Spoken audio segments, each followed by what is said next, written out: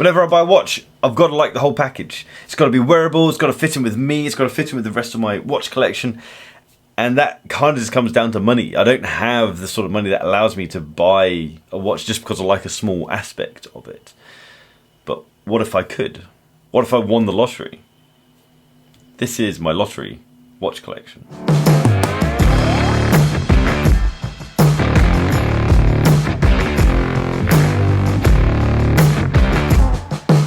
Welcome back to Bark and Jack. I'm Adrian, and you're gonna have to excuse the voice. It's still croaky, a bit weird, and it goes up and down. It squeaks a bit.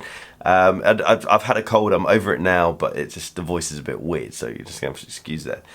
This video is kind of inspired by a few things, but I guess the biggest inspiration behind the mindset here is a few people throughout my travels who are in the lucky position to pretty much buy any watch that they want.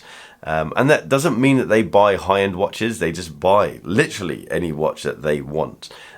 And this is quite a fun thing to think about. And that's what created this, is a kind of lottery mindset of what if you suddenly had a whole lot of money to spend on watches? What watches would you buy? I guess there should be a disclaimer with that. If I did win the lottery, I wouldn't just suddenly go and piss away a whole lot of money on watches. I'd be sensible and invest and create more of an infrastructure to make that money grow. But that's what sensible people do, and we're going to have fun. I'm going to spend £600,000 on watches, which is probably quite sensible. I don't know how much lottery is now, what the big thing is. But anyway, I've got 40 watches here, and this £600,000 bucket of watches is really quite diverse. We've got a £300 watch, we've got a £200,000 watch, we've got time only, we've got tourbillon, we've got dress watches, we've got dive watches, we've got vintage, we've got modern. Literally everything is mashed up. We've even got quartz watches. That's going to upset some people. I've kind of categorized these. I didn't know how to share them with you, so I've just put them into categories. I've got chronograph, I've got diver, I've got dress, I've got field, I've got GMT, I've got sports and world time. So let's just get into it. The first one is an Omega Speedmaster Alaska project. Completely unwearable with that big orange donut around it, but looks wise, I think this is just sheer coolness. And I guess this is a good place to start off with this watch collection, is that not all of these watches are going to be wearable.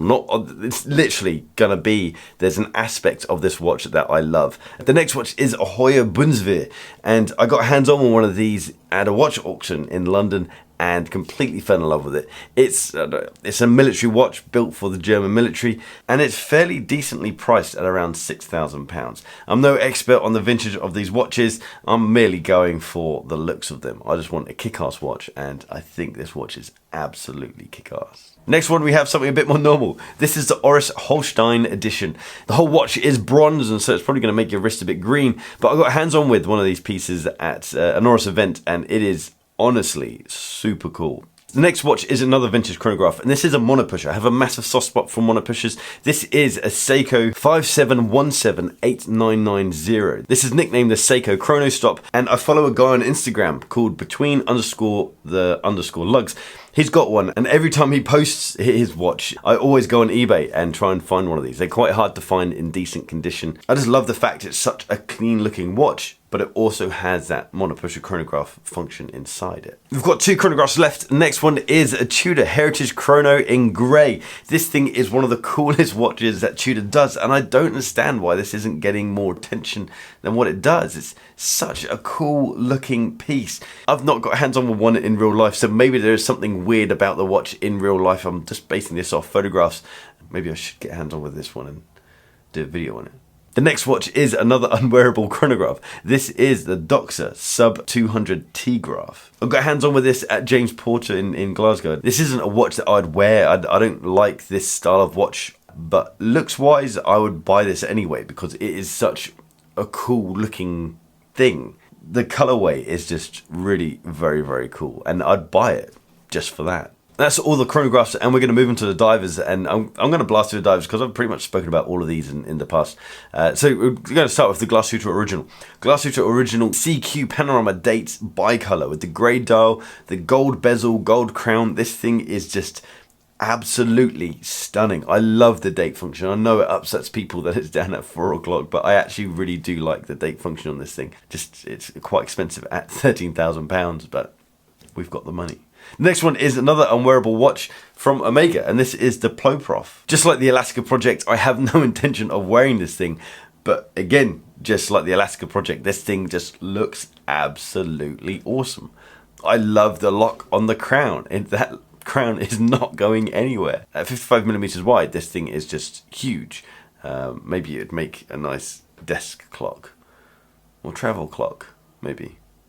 Next one is another Omega. This one is a bit more wearable. This is the Omega Seamaster, the 007 edition. I haven't got hands on with this piece yet. I really want to, and it is just awesome. They've gone to town with the faux patina on this thing. Titanium, I don't know if it's going to feel good in titanium because it's probably going to be a bit too light, but regardless, this thing looks so cool. Another awesome looking dive watch is this Oris limited edition Aquis. This thing is, I love this thing. I think it looks absolutely amazing with the orange and that blue. On the rubber strap, it has to be on that bright orange rubber strap. Gonna have to throw in an Oris Diver 65 into this collection because why not? These things look great, and this would be the one that I'd have. Next up, we have a Panerai. This is the PAM 01314. This is a 44mm beast. Again, another watch that's completely unwearable, but I think this thing just looks awesome. A white dial. I'm obsessed with white dial watches, and I really like the curves that Panerai have.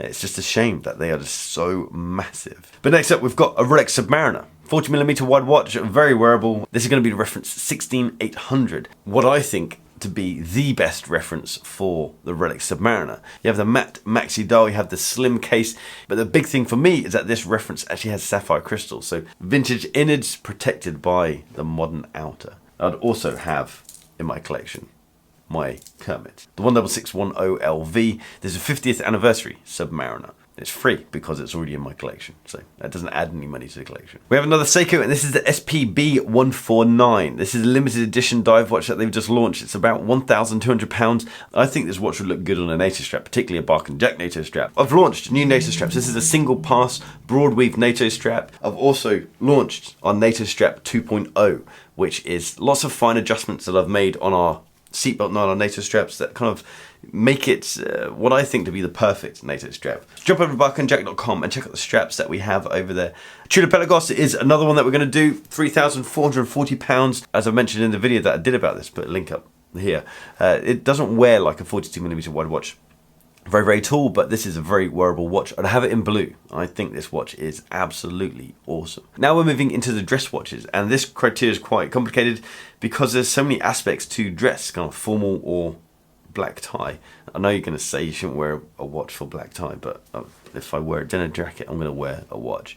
We're going to start off with Cartier, and this is the Santos Dumont in grey. This is one of my favourite watches that has been launched this year. This is a sexy watch. I absolutely love this thing. Now we're getting into the big hitters. This watch costs £30,000. It's not as much as the next watch.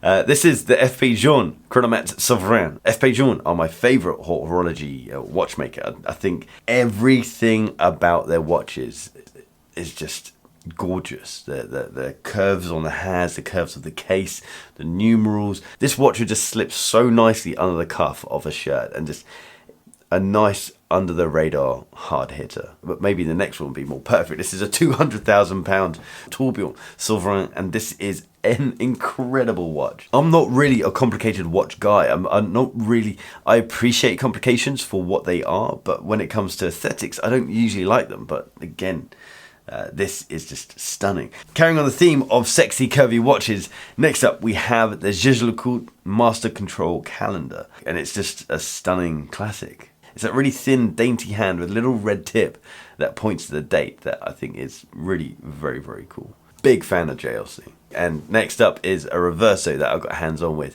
This is a Reverso Classic Medium Duoface Small Seconds. Similar to that Cartier, but I'd say a little bit more toned down with this leather strap, but I think love it. Maybe at some point you need a dress watch or a dressy watch that you could wear that gives you a bit of power. And that's what this A. Lange & Söhne Zeitwerk date is all about. White gold, grey dial, such a cool watch. Man, I love this piece.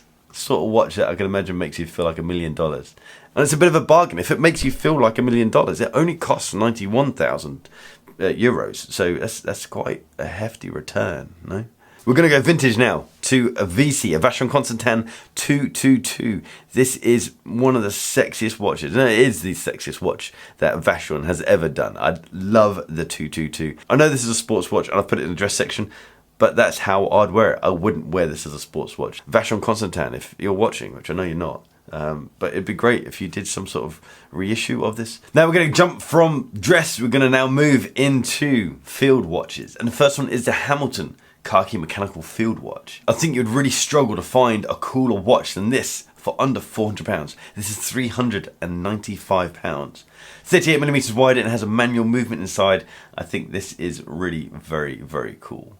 Equally as cool as the IWC Spitfire, which is remarkably more expensive and arguably a better watch, but this is £4,290. Next up is the Longines Heritage Classic Sector Dial. I think Longines are pushing out some really awesome vintage inspired watches, and this is part of that package. Now, a watch that I dream of so often is the Omega Railmaster. I got hands on with this. This is one of the early videos that I did for Bark and Jack, and ever since I've dreamt about this watch. The movement inside it is absolutely incredible. This costs £4,170, and it is an amazing package for that money. Another watch that I think is a great package is a Rolex Oyster Perpetual range.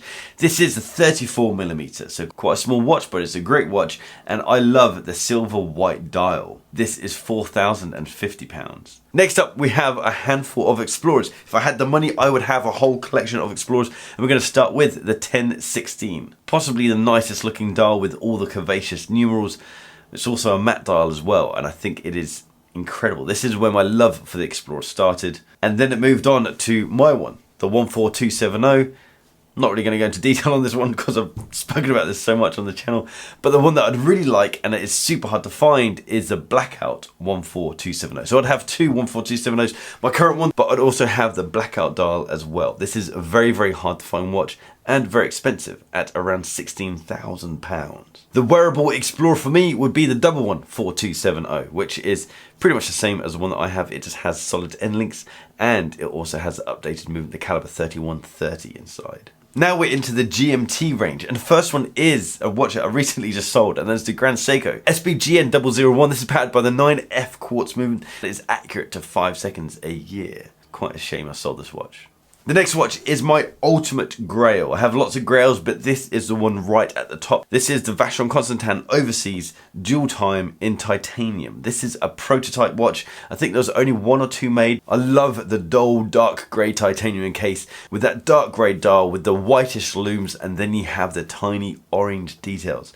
Now for the sports range, we have up first the Breitling Aerospace Evo. These are powered by a super quartz movement. So this is a thermocompensated quartz movement that is very, very accurate. The overall package with all the functionality of the aerospace, I think it's a really very cool watch.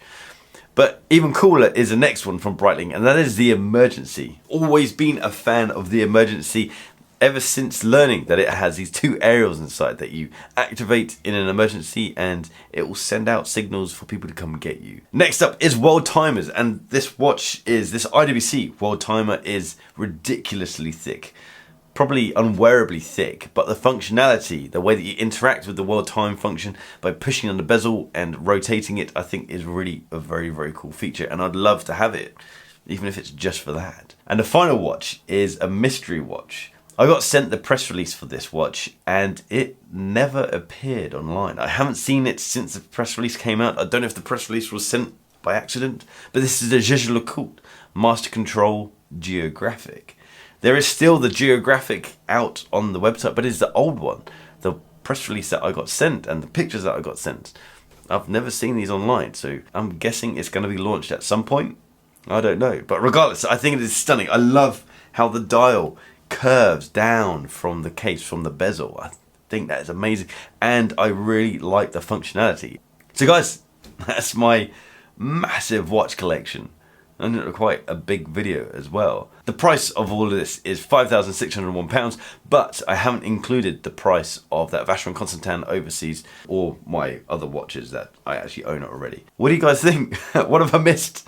What would you add to this massive collection? Drop me a comment down below. Let me know what you think of these watches. Is there a watch in here that you'd like me to spend a bit more time with and do a full video on? Anyway guys, thanks for watching. It's no doubt this has been a long video, so I appreciate you hanging around.